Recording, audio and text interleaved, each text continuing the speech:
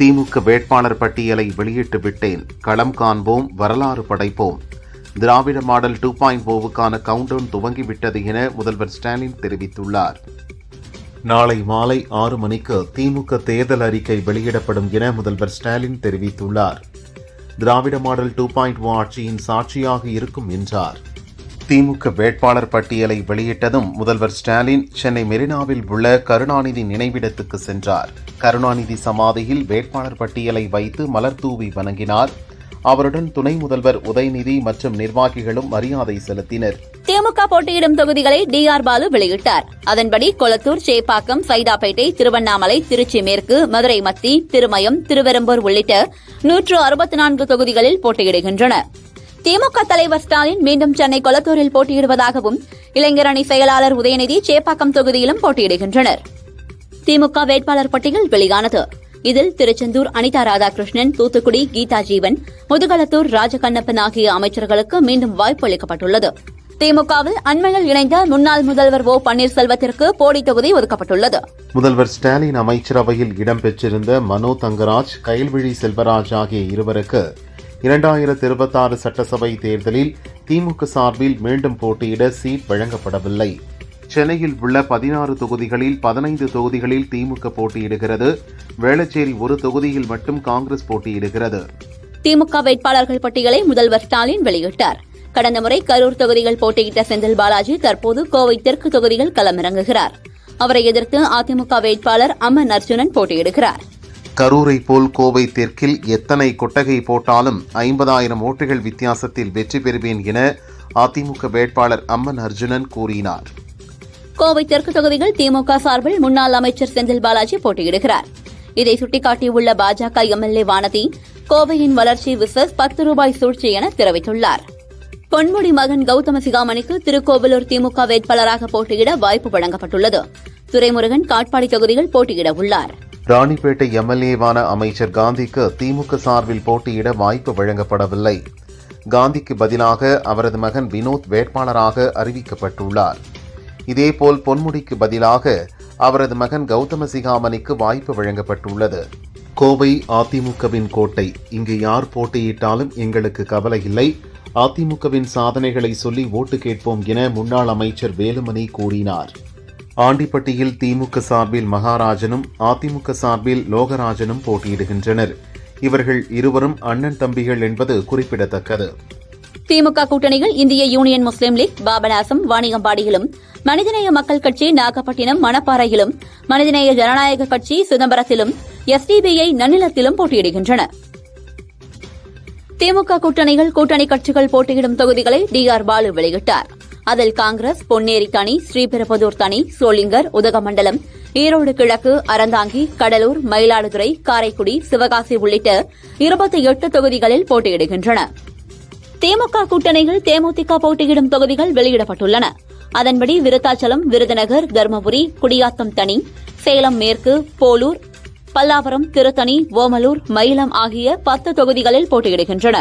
திமுக கூட்டணியில் 8 தொகுதிகளில் போட்டியிடும் விடுதலை சிறுத்தைகள் விவரம் வெளியானது. காட்டுமன்னார்கோவில் தனி, செய்யூர் தனி, திருப்போரூர், அரக்கோணம் தனி, திண்டிவனம் தனி, பெரியகுளம் தனி, கள்ளக்குறிச்சி தனி, பன்ருட்டி. திமுக கூட்டணிகள் இந்திய கம்யூனிஸ்ட் தளி, திருத்துறைப்பூண்டி, ஸ்ரீவில்லிபுத்தூர், திருப்பூர் வடக்கு, பவானிசாகர் ஆகிய 5 தொகுதிகளில் போட்டியிடுகின்றன. திமுக கூட்டணியில் மதிமுக வடக்குறிச்சி, மதுரை தெற்கு, கடையநல்லூர், சீர்காழி தனி ஆகிய தொகுதிகளில் போட்டியிடுகின்றன. திமுக கூட்டணியில் கூட்டணி கட்சிகளான கொங்குநாடு மக்கள் தேசிய கட்சி திருச்செங்கோடு, பொள்ளாச்சியிலும், முக்குளத்தூர் புலிப்படை சிவகங்கையிலும், தமிழர் தேசம் கட்சி நத்தத்திலும் போட்டியிடுகின்றன. அதிமுகவுடன் காங்கிரஸ் 18 தொகுதிகளிலும், தேமுதிக மற்றும் விடுதலை சிறுத்தைகள் தலா 5 தொகுதிகளிலும் நேருக்கு நேர் மோதுகின்றன. 5 ஆண்டுகளாக தெருவெங்கும் தலைவிரி தாடும் கஞ்சா புழக்கத்தால் புத்தகத்தை ஏந்த வேண்டிய தமிழக இளைஞர்கள் ஆயுதங்களை ஏந்தி பொதுமக்களின் பாதுகாப்பை பறிக்கும் குற்றவாளிகளாக உருமாறி வருகின்றனர் என நயினார் நாகேந்திரன் கூறியுள்ளார்.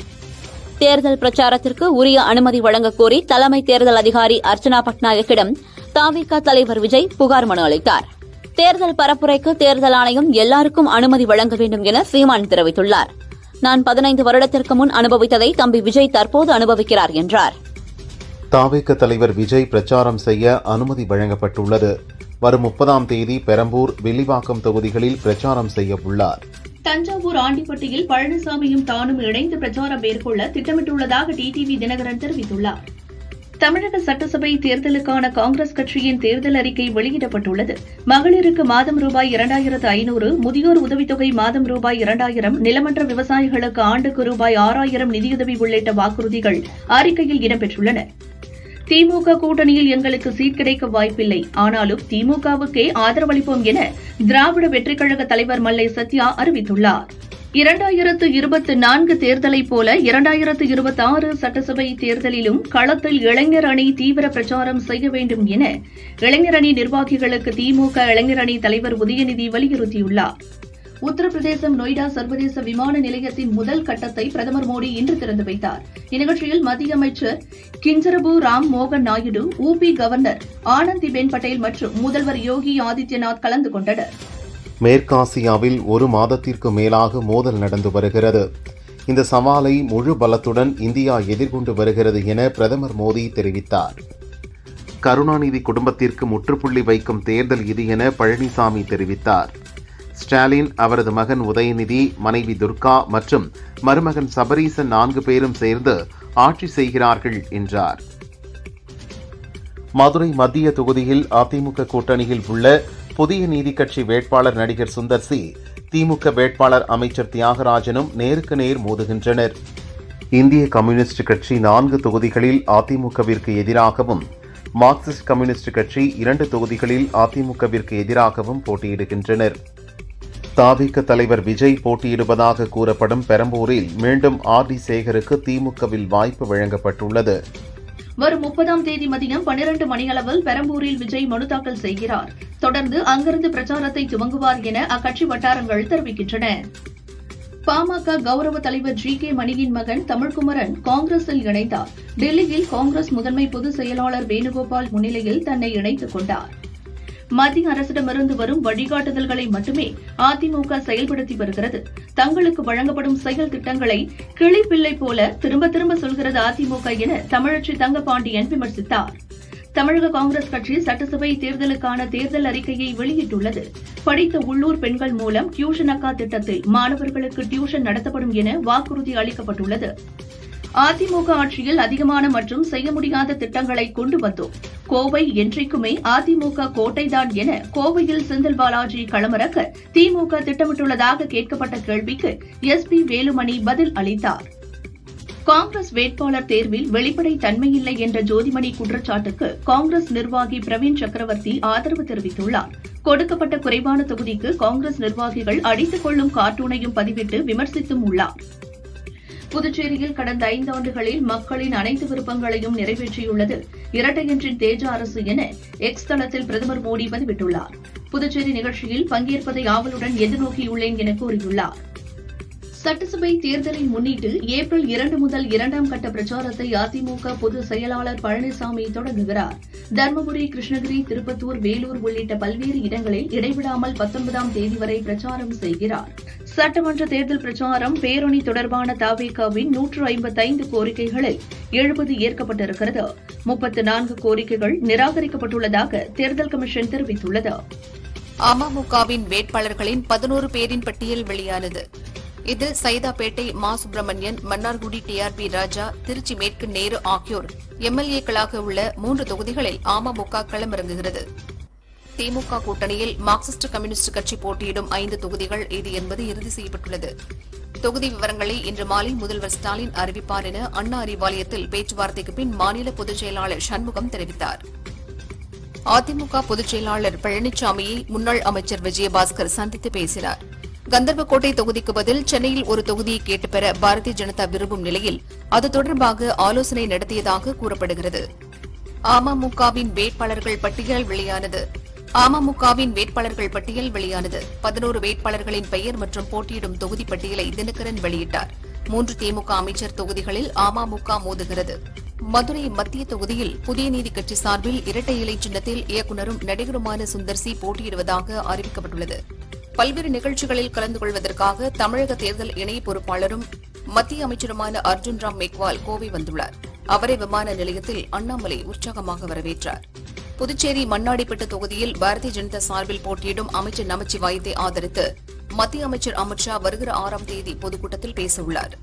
அஜித், சிவகார்த்திகேயன் மற்றும் என் குடும்பத்தை பற்றியெல்லாம் விஜய் ரசிகர்கள் இழிவாக பேசிய போது விஜய் ஏன் தட்டி கேட்கவில்லை? அவர் மீது நான் புகார் கொடுக்கவா என சீமான் கேள்வி எழுப்பியுள்ளார். இழிவாக பதிவு போடும் தன் தொண்டர்களை விஜய் கண்டிக்க வேண்டும் என்றார். புதுச்சேரி சட்டசபை தேர்தலில் மொத்தமுள்ள 30 தொகுதிகளில் அரசியல் கட்சிகள் சார்பில் 177 பேரும், சுயேட்சைகளாக 117 பேரும் களத்தில் உள்ளனர். கேரளாவில் பிரதமர் மோடி நாளை பிரச்சாரம் செய்கிறார். பாலக்காடு மற்றும் திருச்சூரில் நடைபெறும் கூட்டங்களில் பங்கேற்கிறார். பிரதமர் மோடியின் கேரளா வருகையை முன்னிட்டு கோவையின் முக்கியமான பகுதிகளில் ட்ரோன்கள் பறக்க தடை விதிக்கப்பட்டது. நாளை மதியம் 2 மணிக்கு கோவை விமான நிலையம் வரும் பிரதமர் ஹெலிகாப்டர் மூலம் பாலக்காடு செல்கிறார். பிரதமர் மோடி நாளை பாலக்காடு மற்றும் திருச்சூரில் பிரச்சாரம் செய்கிறார். அவர் கோவை மார்க்கமாக கேரளா செல்ல உள்ள நிலையில் நாளை மாலை 5 மணி வரை கோவை அவினாசி சாலை ரெட் ஜோனாக அறிவிக்கப்பட்டுள்ளது. சட்டசபை தேர்தலில் 321 பகுதிகள் பதற்றம் நிறைந்தவைகள் என தேர்தல் கமிஷனுக்கு போலீசார் பரிந்துரை செய்துள்ளனர். அப்பகுதியில் தீவிர ரோந்திலும் ஈடுபட உள்ளனர். நாட்டுப்புற கலைஞர்கள் தற்போது ஓரளவுக்கு நல்ல சோறு சாப்பிட்டுக் கொண்டிருக்கின்றனர் என்றால் அதற்கு கனிமொழியே காரணம். அவர் இந்த தேர்தலில் போட்டியிடணும் என நாட்டுப்புற கலைஞர்கள் மற்றும் நாடார் அமைப்பினர் கோரிக்கை விடுத்துள்ளனர். சசிகலாவை அவரது இல்லத்தில் நேரில் சந்தித்து பேசிய நடிகர் கார்த்திக் வரும் சட்டசபை தேர்தலில் போட்டியிடும் அனைத்திந்திய புரட்சித் தலைவர் மக்கள் முன்னேற்றக் கழகத்துக்கு தன்னுடைய ஆதரவை தெரிவித்துள்ளார். அதிமுக பொதுச் செயலாளர் பழனிசாமி நாளை நெல்லை டவுன் வாகையாடி முனையில் வேட்பாளர்களை அறிமுகம் செய்து பிரச்சாரம் செய்கிறார். மேற்கு வங்கத்தில் கடந்த 15 ஆண்டுகளாக லஞ்சம், ரவுடிகள், அட்டகாசம் என மக்கள் கடுமையாக பாதிக்கப்பட்டுள்ளனர். மம்தா ஆட்சியின் லட்சணம் தற்போது வெளிப்பட்டுள்ளது. இந்த சட்டசபை தேர்தலில் வெற்றி பெற்று பாஜக ஆட்சிக்கு வரும் என மத்திய அமைச்சர் அமித்ஷா தெரிவித்தார். 2026 மார்ச் 31ஆம் தேதிக்குள் நக்சலிசம் முற்றிலும் ஒழிக்கப்படும் என்று அமித்ஷா கூறியிருந்த நிலையில் இடதுசாரி தீவிரவாதத்திலிருந்து நாடு விடுபடுவதற்கான முயற்சிகள் என்ற தலைப்பில் லோக்சபாவில் வரும் 30ஆம் தேதி விவாதம் நடைபெறுகிறது. திருவாரூர் தியாகராஜ சுவாமி திருக்கோயில் பங்குனி உத்திர திருவிழா. சந்திரசேகர சுவாமி ரிஷப வாகனத்தில் எழுந்தருளி பக்தர்களுக்கு அருள் பாலித்தார். கோவை மாவட்டம் பேரூர் பட்டீஸ்வரர் கோயில் தேரோட்டம் தொடர்பான விவகாரத்தில் கோயில் நிர்வாகம் மெத்தன போக்கு காட்டுவதாக கூறி சிவபக்தர்களும் இந்து அமைப்பினர்களும் தர்ணாவில் ஈடுபட்டனர். திருவீதி உலா முடிந்து கோயிலுக்கு திரும்பிய உற்சவ மூர்த்திகளை வழிமறித்து கோஷங்கள் எழுப்பியதால் பரபரப்பு ஏற்பட்டது. காஞ்சிபுரம் ஏகம்பரநாதர் கோயில் பங்குனி உத்திர திருக்கல்யாண பெருவிழாவை முன்னிட்டு இன்று தேரோட்டம் கோலாகலமாக நடைபெற்றது. காஞ்சி பீடத்தின் இளைய மடாதிபதி சத்ய சந்திரசேகரேந்திர சரஸ்வதி சுவாமிகள் பங்கேற்று சிறப்பு பூஜைகள் செய்தார். ராணிப்பேட்டை மாவட்டம் சோளிங்கர் அடுத்த பானாவரம் பெரிய ஏரியில் எவ்வித முன்னறிவிப்பும் இன்றி மர்ம நபர்கள் மதகை திறந்துவிட்டதால் சுமார் 300 ஏக்கர் நெற்பயிர் நீரில் மூழ்கி சேதமடைந்தது. திருப்பதி ஏழுமலையான் கோயிலுக்கு பெங்களூரில் இருந்து வந்த கார் சித்தூர் அருகே சாலையோரம் நிறுத்தியிருந்த பஸ் மீது மோதியதில் ஒரே குடும்பத்தைச் சேர்ந்த 4 வயது குழந்தை உட்பட 3 பேர் பலியாகினர். விபத்து குறித்து விசாரிக்கப்படுகிறது. தங்கம் விலை சவரனுக்கு 1840 ரூபாய் அதிகரித்து ஒரு சவரன் 1,09,280 ரூபாய்க்கும், கிராமுக்கு 230 ரூபாய் அதிகரித்து ஒரு கிராம் 13,660 ரூபாய்க்கும் விற்பனையாகிறது. வெள்ளி கிராமுக்கு 5 ரூபாய் உயர்ந்து ஒரு கிராம் 250 ரூபாய்க்கு விற்பனை செய்யப்படுகிறது. வேலூர் மாவட்டம் பேரணாம்பட்டு பகுதிகளில் கள்ளச்சந்தையில் கர்நாடக மது பாக்கெட்டுகள் விற்ற வழக்கில் பெண்கள் உட்பட 3 பேர் கைது செய்யப்பட்டுள்ளனர். 3 பேர் தலைமறைவாகினர். சென்னை மதுரவாயிலில் தேர்தல் பறக்கும் படை நடத்திய வாகன சோதனையில் தனியார் ஏஜென்சி வாகனத்தில் உரிய ஆவணங்களின்றி கொண்டுவரப்பட்ட ரூபாய் 5 கோடி பறிமுதல் செய்யப்பட்டது. டாஸ்மாக் கடைகளில் வசூலான பணம் என தகவல்கள் வெளியாகியுள்ளது. தினசரி வியாபார நடவடிக்கைகளுக்காக 2 லட்சம் ரூபாய் வரை வணிகர்கள் பணம் எடுத்து செல்ல அனுமதி வழங்க வலியுறுத்தி வரும் 31ஆம் தேதி சென்னை தேர்தல் ஆணையம் அலுவலகம் முன் ஆர்ப்பாட்டம் நடத்தப்படும் என தமிழ்நாடு வணிகர் சங்கங்களின் பேரமைப்பு மாநில தலைவர் விக்ரமராஜா அறிவித்துள்ளார். சென்னையில் தேர்தல் பிரச்சார பொதுக்கூட்டங்கள் நடத்த 140 இடங்களும், தெருமுனை பிரச்சாரங்கள் நடத்த 214 இடங்களும் ஒதுக்கப்பட்டுள்ளதாக தேர்தல் ஆணையம் அறிவித்துள்ளது. பெட்ரோலிய பொருட்களுடன் ஆர்மோஸ் ஜலசந்தியை 2 வர்த்தக கப்பல்கள் இன்று கடந்துள்ளன. அவை இந்தியாவை நோக்கி வருகின்றன.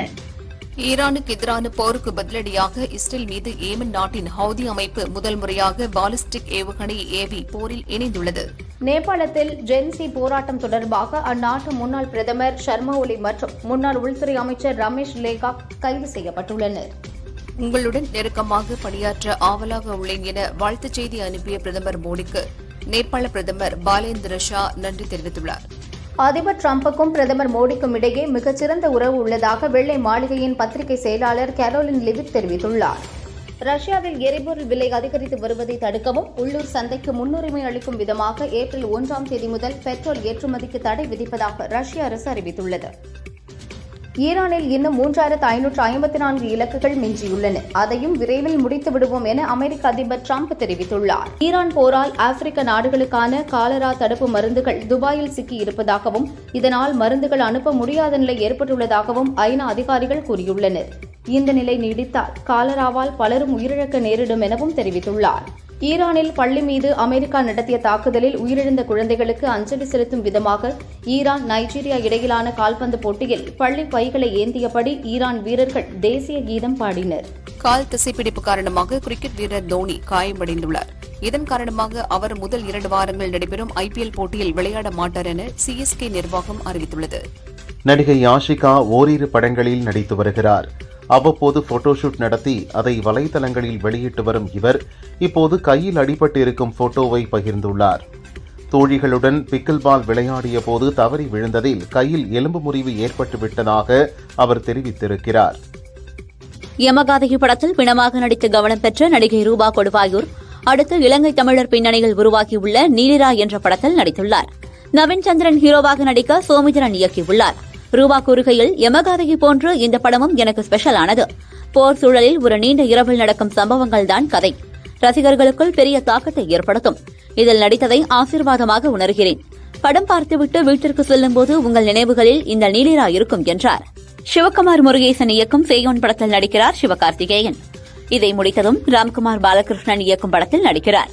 இதில் தங்கை வேடம் ஒன்று முக்கியத்துவம் வாய்ந்ததாக அமைந்துள்ளது. இதில் மலையாள நடிகையான மாளவிகா மனோஜ் நடிக்கிறார்.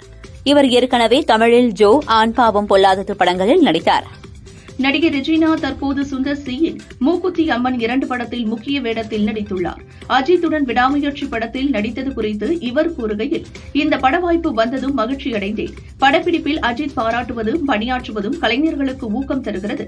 பெண்களை மரியாதையுடன் நடத்தக்கூடியவர், யாரிடமும் ஈகோ பார்க்காமல் சகஜமாக பழகக்கூடிய அற்புதமான மனிதர் என்றார்.